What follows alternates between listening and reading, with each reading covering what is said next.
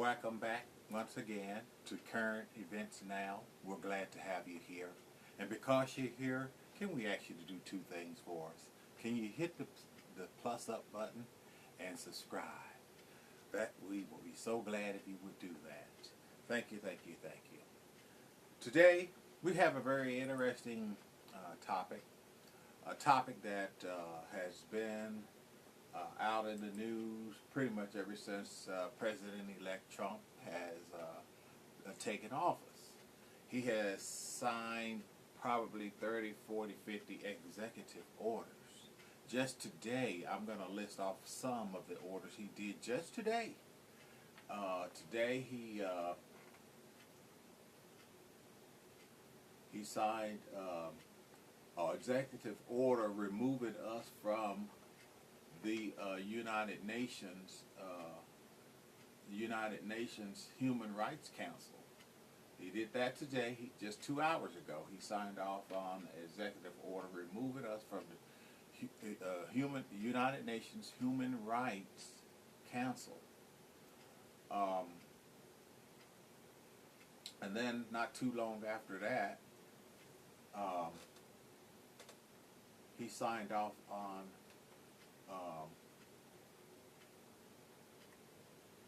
here it is right here. He signed off on an executive order banning trans athletics from women's sports, banning transgenders from women's sports, and that was signed off today as well. And so many of them, I tell you. He signed off. He actually has done the executive order on the trans athlete. He actually done that twice. He signed off on that twice, banning transgenders from playing sports with girls. Let me see here. Trump signs executive order on transatlantic trans in women's sports. Yeah.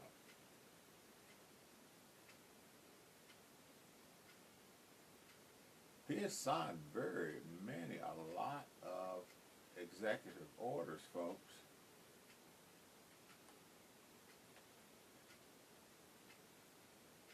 A lot of orders. I'm just sitting here looking, kind of going over them.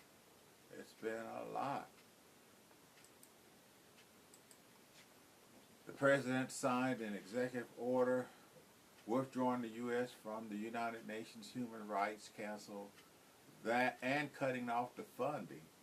They cut off the funding for UCIT, which is used around the world for many people with AIDS, life-saving drugs.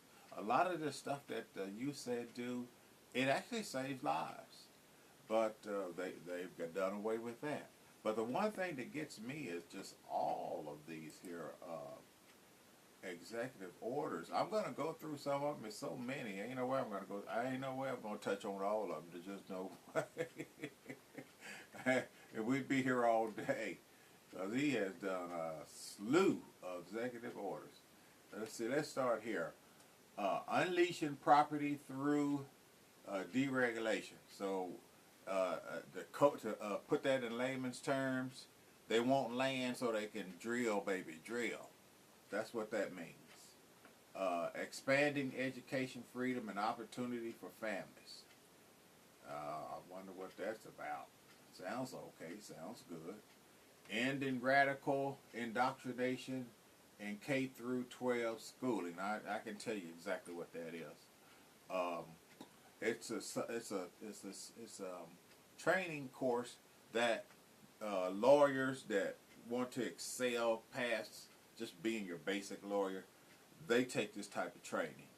And so it's not even, this training is not even done in the high schools, elementary schools. So that order right there is a bunch of crap. Celebrating America's 250th birthday, 4th of July. You know, I celebrate the 4th of July. I also celebrate Juneteenth. I celebrate both, you know.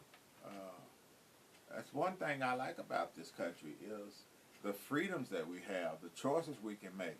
You know, We're not going to be thrown in a jail somewhere because we made the decision that we want to celebrate Juneteenth and July. I don't even see that there's an issue there. He signed one additional measure to combat anti-Semitism. I'm definitely for that. No group anywhere on the face of this earth should face hatred just for you being Jewish. People just hate them just because they're Jewish, and they cling to this thing that the Jews control the money. And it's just been ever since I was a kid I've heard that. And as I've grown up, I was like, well, no, they don't control all the money. No, that's not true. Protecting children from chemicals and surgical mutilation. In layman's terms, they don't want kids getting sex changes. So that's what that's concerning. The Iron Dome for America. He wants America to have an Iron Dome like Israel. My question would be, why in the hell we don't have it? Well, how can we give them the Iron Dome and we don't have it? We made the Iron Dome and give it to Israel. And so, why come we don't have it? I'm just saying. Okay. So hopefully we'll get it now that he's put it in an executive order. Maybe he feels the same way I do. Why we give Israel one and we don't have one? Restoring America's fighting force. America has the best fighting force in the world, bar none. Our team, our army, our soldier, our navy, everyone that protects us from all harm are excellent at what they do. I salute you today. I love you. The way that you take and protect this country, man, that is a powerful thing. I love you. I love you. That's all I can tell you is I love you and I honor you. So I have no issues with that. Reinstating the service membership discharge under the military for COVID-19 vaccination mandate. That is soldiers that lost their jobs during COVID because they would not take the COVID-19 vaccine. And so they're going to be reinstated. And I also think, it doesn't say on here, but they're also supposed to get back pay. And I don't have an issue with that. I think that we've never been in a pandemic. First time I've never even heard of a pandemic. The first time I ever heard of a pandemic. So, we were in something that there was no rules, no guidelines, no, we were just trotting along trying to do the best we can to stay here. Everyone lost loved ones, and that was a horrible, horrible time. But I don't have no issues with those soldiers coming back and getting back pay. Prioritizing military excellence and readiness. Don't have an issue with that. I want this military to be the best in the world. I want it to be so with the latest technology, with the latest everything. You name it. The latest plane, the latest tanker. You name it. Ships. Give it all to them. F-10s, FB-100s, the Steph, whatever is needed. Let us have the best.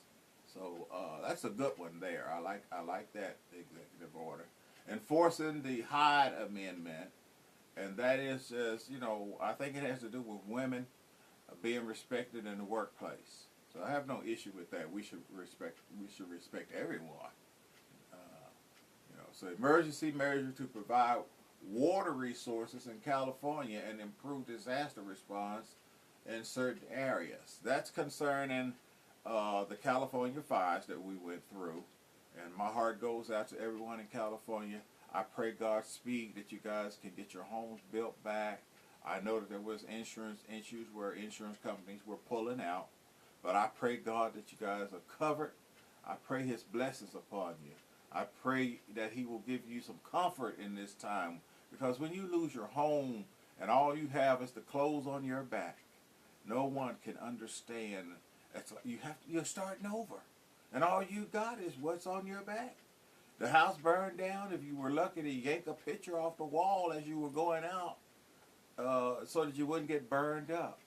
Godspeed to you. Godspeed to you. He's got another executive order, council to assess the Federal Emergency Management Agency, FEMA. He says he wants to get rid of FEMA. You know, of all the bad ideals, this one has to rank at the very, very top. Let me make this plain and let me make it very clear. A lot of your red states, and I'm not throwing shade, maybe I am, maybe I ain't. But a lot of your red states, they're poor. And a lot of the blue states bring in more taxes and therefore it's distributed to the red states because they're poor. Now, why am I saying this? If a disaster, which we've been having a lot here lately, hits one of those red states, and it typically does, it causes billions of dollars of the damage. Houses, businesses, roads, you name it. Electricity, the grid, the electrical grid, you name it. It tears all that stuff up, and it's got to be replaced. And people's homes get flooded out. Their houses got to be re-renovated and treated and so forth. And so, to make a long story short, that's where FEMA comes in to pick up where the state and the local cannot. The state and the local can't coordinate. FEMA's excellent at coordinating. FEMA's excellent at meeting the people's needs, seeing what their needs are. How much is it going to cost to repair your home? How much is it going to cost to get you back whole and to make sure that you're okay? We're not going to, and FEMA doesn't leave them until, they're made whole. So I don't think we should do away with FEMA. FEMA serves a very good purpose. It really, really does. Another executive order removing barriers to American leadership in artificial intelligence. We should be leading in everything, which is why getting rid of the Board of Education is about the dumbest thing I've ever heard in my life. This executive order here, removing barriers for America to lead in artificial intelligence. If you're gonna take the schools away, I will see just how much we lead in anything, let alone artificial intelligence. Strengthen Americans' leadership in digital financial technologies. We always should be on the top. I have no issues with that. So, and I could go on and on and on. I'll say a couple of more right fast. The Council of Advisory on Science and Technology. I'm for that. Classification of records concerning the assassination of President John F. Kennedy and Senator Robert F. Kennedy and the Reverend Dr. Martin Luther King Jr. I'm for that as long as the families is for it. And not only that, but I think the family should see what's there before the rest of the public does. I think that's just a courtesy. That's the courtesy I hope he gives to them. But I think we all should know what really happened. Whatever's in the folder, we should know. So I'm glad he did that. Designation of Ansar Allah as a foreign terrorist organization. Oh, designating Anwar Allah as a foreign terrorist organization. It's some type of organization that he's designating as a terrorist organization. And they probably should be terrorists designated that way. Revocation, what is this? Revocation, I'm messing that word all up. Revocation of certain executive orders. I don't know what that means. I ain't gonna try to figure that one out. Ending illegal discrimination and restoring merit-based opportunity. No comment. But as you can see, he has gone through a myriad of executive orders. Some of them made your hair stand up, especially the ones concerning our neighbors, Mexico and China, when he was going to tariff them 25%. They came back even rougher and tougher, and now they're in talks. He's rescinded that 25% for a month because they showed him this is what we'll do. If you tariff us, this is what we can do to you. And in Mexico, we get 50% of our oil from them. Irons, metals, all types of stuff we get from them. The stuff that we use to make microchips and so forth, and on, we get from Canada. Mexico, probably the third leading company that we trade with, billions and billions of dollars. So, car parts especially. So I'm glad that cooler heads prevailed on this tariff thing because it would have caused us pain. The American people would have caused us pain. Everything would have went up. We're already like food is outrageous. I mean, it's just outrageous. Eggs. Whoever thought eggs would be $9 to $10? A bird, they're killing the chickens because they got some type of bird disease.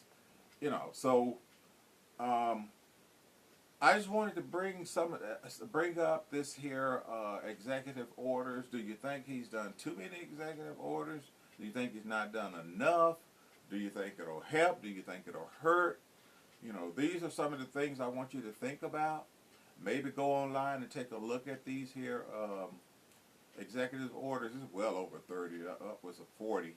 So if nothing else, it's some good reading. But just check out some of those executive orders just so that you know what you know and you'll be in the know. Until next time, take care of yourselves.